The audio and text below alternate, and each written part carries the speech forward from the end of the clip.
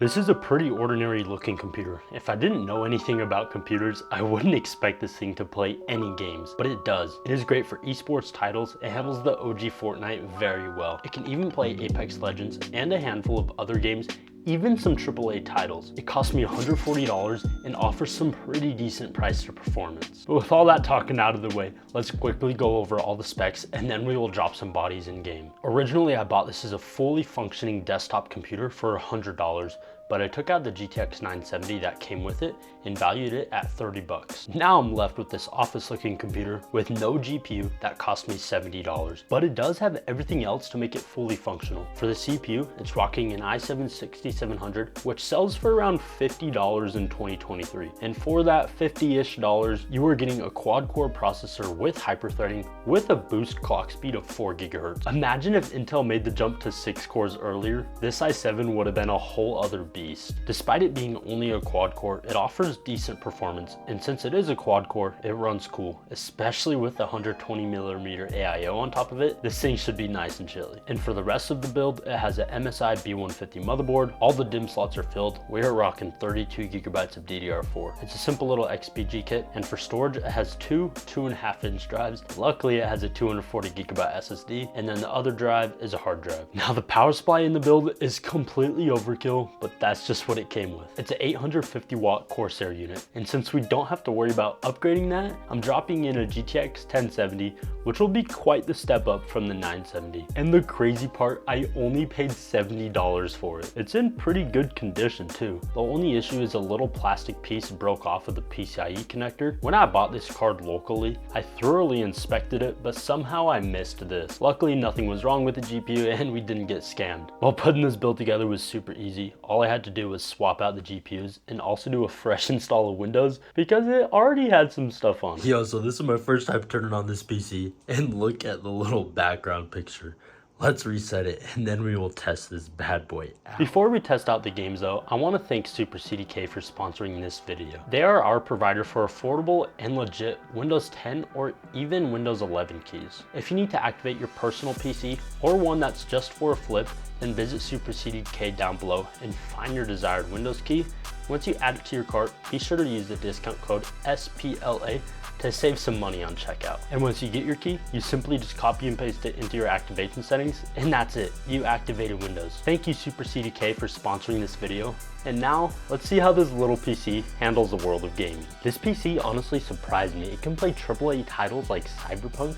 I tested it at 1080p with all high settings, and I made sure to turn off all resolution scaling, and it averaged 58 FPS. Wow, we're right under that 60 FPS mark. So I retested with low settings, and that pushed us above the 60 FPS average mark. Just so you guys know, I did apply fresh thermal paste to the CPU, and I updated the BIOS to the most recent version, and enabled the XMP on the RAM, and I tried to get it running at its rated speed of 2666 megahertz, but for some reason, it would only go to 2133. So I shut down the computer, checked out all the RAM sticks to see if any of them were mismatching, but they were all the same speed. It is still the 32 gigabytes of RAM, but it isn't at its rated speed. So just keep that in mind when you're watching the rest of the benchmarks. For more AAA titles, I tested Borderlands 3 at 1080p with all high settings, and the system handled it very smoothly and averaged 66 FPS. Shadow of the Tomb Raider ran super smooth as well, and I tested that with high settings and pulled an average of 92 FPS. It is an older AAA title, but damn, almost 100 FPS at high settings, that's crazy. The last AAA title I'm testing is Hogwarts Legacy, and it's also the newest game I'm testing. I tried to run it with the in-game settings set to high, with upscaling turned off, but once I applied the settings and exited the menu, the game just straight up crashed to the desktop.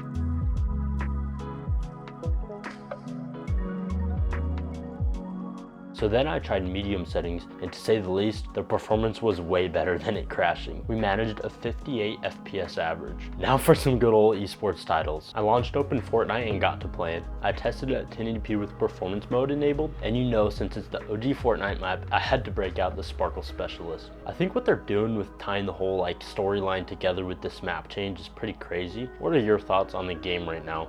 Are you guys any big Fortnite players? Did you play when it was just, you know, OG Fortnite? I used to be pretty into this game, I'm not gonna lie. I spent a little bit too much money This game was really fun when it first came out, and I'm pretty happy to still see it around.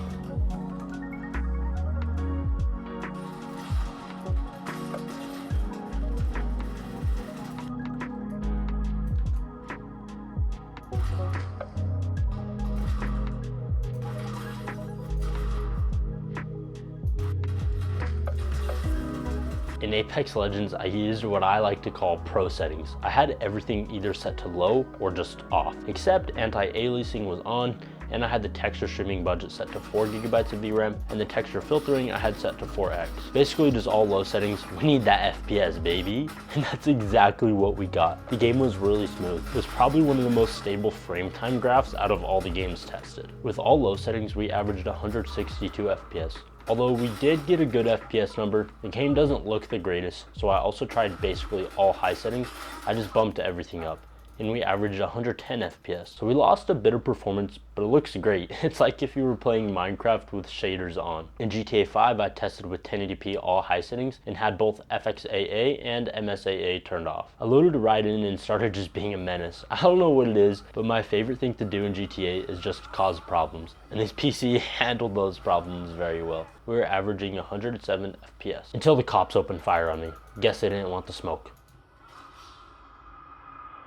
Wow, so this PC can actually play games. I was quite impressed with how it handled the AAA titles. I knew it would play the esports titles just because those are easier to run in general, but it can play a AAA title like Hogwarts Legacy that just came out this year with a pretty stable frame graph. That's crazy.